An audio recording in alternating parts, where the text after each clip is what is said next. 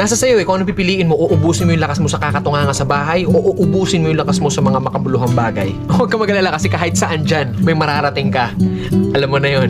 Hindi, ganito kasi yan. Dahil lang alam mong matagal at mapapagod ka, hindi ka natutuloy. Tsong wala kang mararating kung hindi mo pipihitin yung susi sa loob ng ulo mo. Gaano man kataas ang pangarap mo sa buhay, huwag kang matatakot sa pagod at sakripisyo dahil parte yun eh. Hindi ka makakakain ng kanin kung hindi mo sasaingin. Hindi ka makakakain ng ulam kung hindi mo lulutuin. Lahat ng bagay kailangan kilusan mo muna sa umpisa. Hindi tatakbo ang sasakyan kung hindi mo sususian. Kung hindi mo lalagyan ng gasolina, hindi yun tatakbo sa kung saan mo siyang direksyon dapat dalhin.